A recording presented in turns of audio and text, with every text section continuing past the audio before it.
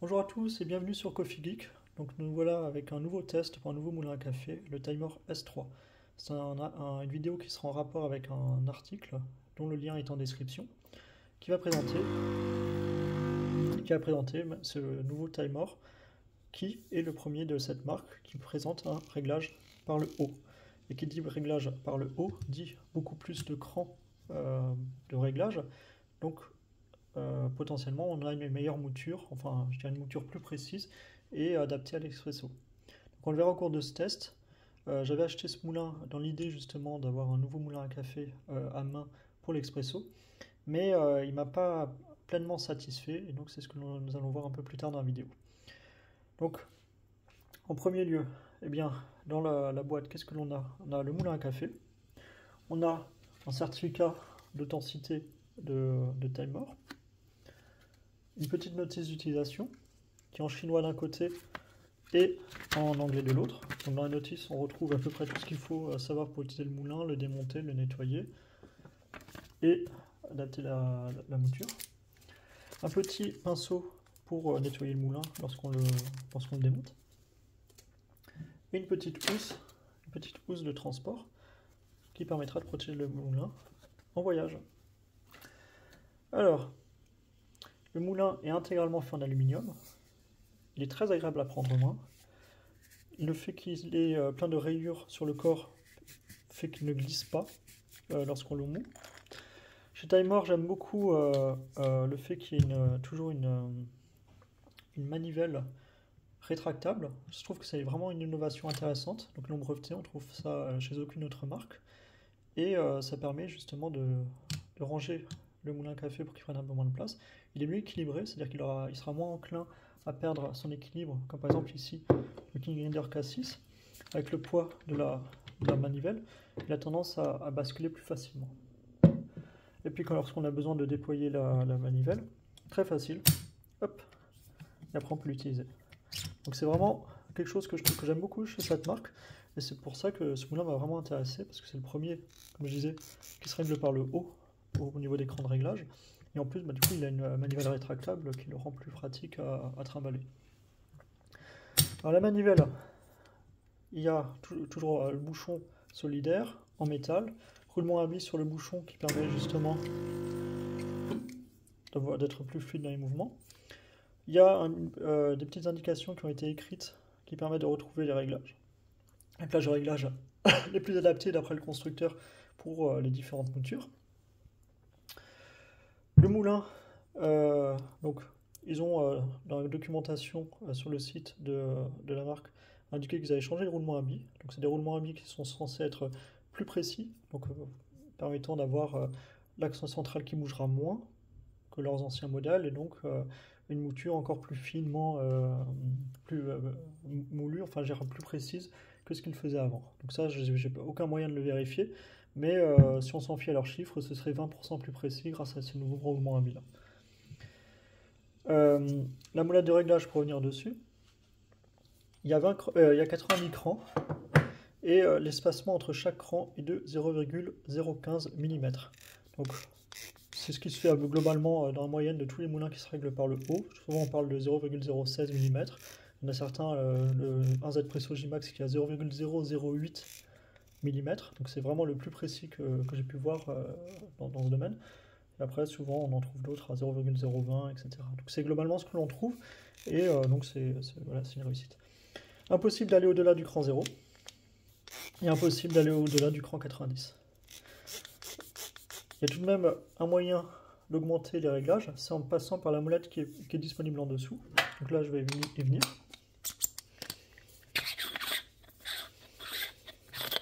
Donc le bouchon, il se visse. Il n'y a pas de rebord à l'intérieur. Enfin, il y a une très très douce pente, ce qui fait que lorsque l'on verse le café moulu dans son porte-filtre, il ne sera pas retenu à cet endroit. Il y a du caoutchouc sur le bas du bouchon, enfin du récipient, ce qui permet d'éviter de rayer son plan de travail. Donc voilà, il tient bien, ça se visse. Il n'y a pas besoin de 50 tours, le filetage est épais, donc il n'y aura pas de risque de foirer ce filetage-là à l'utilisation. Donc je parlais de la deuxième molette de réglage qui est disponible en dessous. et bien en fait elle permet aussi de démonter le moulin.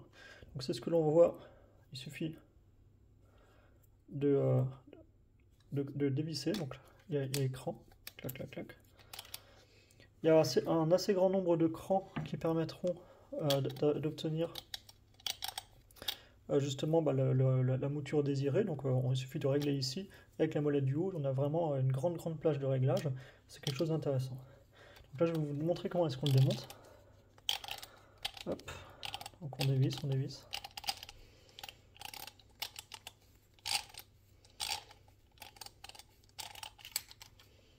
Voilà. Donc il y a deux petites billes. Ici, c'est la rondelle où il y a tous les clics. Vous voyez, il y en a quand même un grand nombre. La meule. Et ensuite, il suffit de descendre le ressort et de retirer la tige centrale. Et il y a un roulement qui vient avec, c'est normal, c'est dans la documentation, c'est comme ça. Voilà. Donc la dernière rondelle qui va permettre de protéger le roulement à billes qui est en bas. La meule, quant à elle, il y a des petites dents sur le dessus qui permettent de concasser légèrement les grains avant que ça arrive sur la partie basse de la meule qui va moudre plus finement les grains de café. Donc c'est censé réduire l'effort pour moudre, le rendre et moudre un petit peu plus facile. Moi je trouve que c'est pas déconnant dans le sens où effectivement enfin je sais pas si c'est significatif mais je trouve qu'on moud facilement le café avec ce moulin et cette meule. Donc moi je pense que c'est efficace ces petites dents. Voilà. Il n'y aura pas possibilité de démonter la partie fixe de la meule. Je pense qu'il y a un outil spécial que Timer a, parce qu'il y a deux points ici, qui permettra de dévisser cette partie-là et tout sortir. Mais c'est pas réellement utile, parce qu'on arrive à accéder à l'intérieur du moulin pour nettoyer la meule. Donc voilà. Donc là, le moulin est démonté, on peut le nettoyer et le remonter. Donc là, je vais vous le remonter. Hop. Donc c'est l'opération inverse en fait. Donc là, hop, j'insère la tige centrale. Je remets la petite molette, pardon, la petite rondelle qui permettra de protéger le roulement à billes qui est ici. Voilà. Je mets le ressort. La meule. Ensuite, il faut positionner le trou là par rapport à cette tige et le détrompeur. Donc on regarde, hop, donc c'est dans ce sens. Voilà. Et maintenant, il suffit de glisser cette partie. Donc très bon point pour ce moulin. Il se démonte facilement sans avoir besoin d'outils. Voilà. Donc là, je suis arrivé à fond. Je suis au dernier cran, je ne peux pas aller au-delà. Comme vous pouvez le voir, j'essaie de forcer un peu, ça ne va pas au-delà. Donc maintenant, je vais vous moudre un café expresso. Alors moi, mes cafés, je les fais tout le temps avec 16 grammes. C'est ce que je vais vous peser.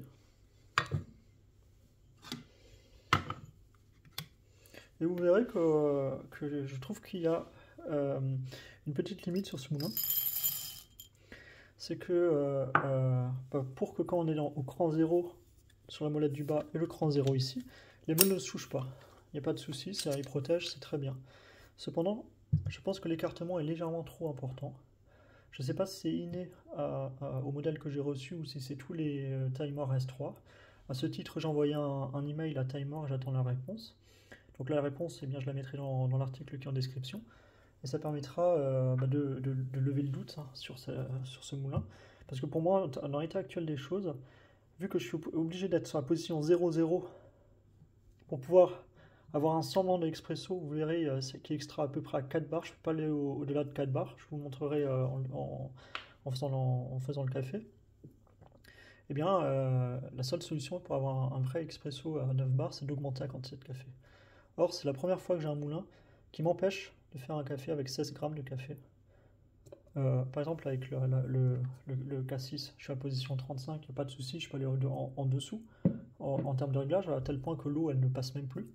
Tous les autres moulins que j'ai eu, il y a même le C40 que j'ai moins aimé, et ben, il permettait de faire un expresso sans aucun souci.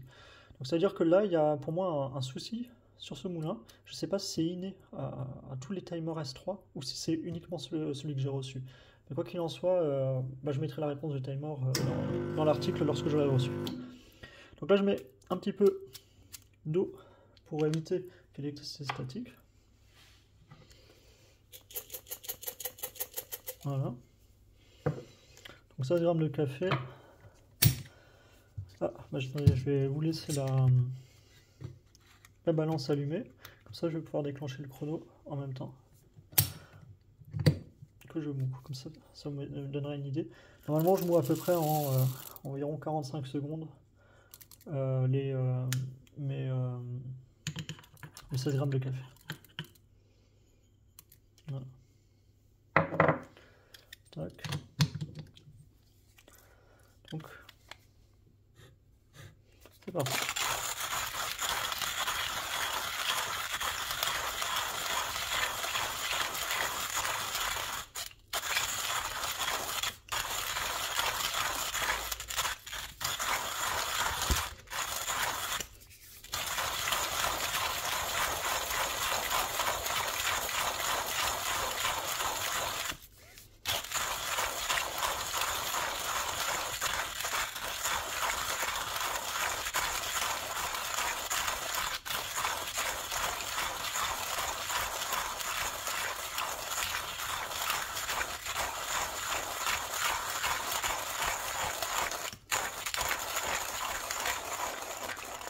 Voilà, je suis arrivé à la fin.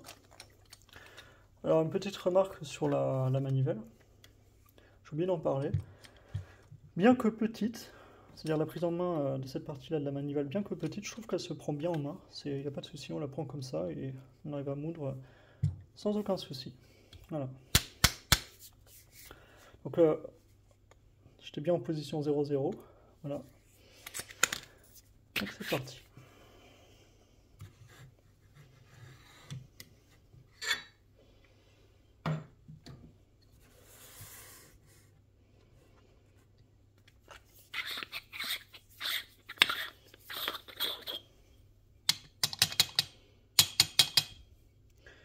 Vous voyez, tout le café qui est tombé. Et il y a peu de rétention. Voilà. À peu près comme tous les moulins manuels, à moins qu'on ne mette pas d'eau. Là, il peut y avoir de l'électricité statique. Et sans appliquer la technique du RDT, on peut avoir de la rétention sur les moulins tels qu'ils soient. Donc là, j'utilise le WDT.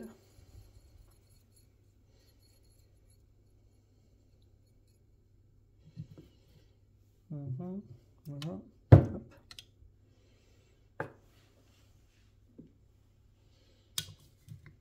Là, j'utilise un tampeur dynanométrique qui donne une force de 30 livres. Voilà, donc là on est sûr d'avoir bien tassé. Je mets un pop screen. Puis maintenant, je vais légèrement bouger la caméra afin de vous montrer le café. Pardon. Hop.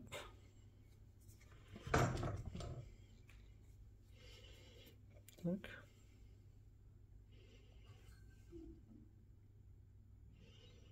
Voilà.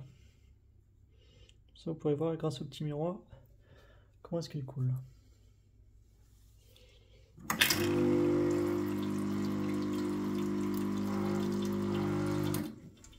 Là, je donne un coup dedans. Voilà. Donc, hop. Hop. Donc forcément, il y a le manche qui se met devant. Alors, je la démonte le trépied, sans l'arrêter comme tout à l'heure.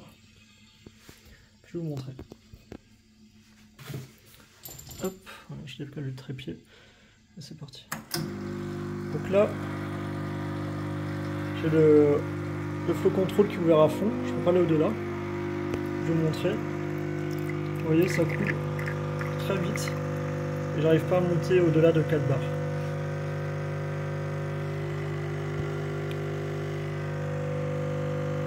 Alors que là, je suis ouvert à fond, quoi. Je peux pas ouvrir plus. Si je réduis, je peux réduire par contre.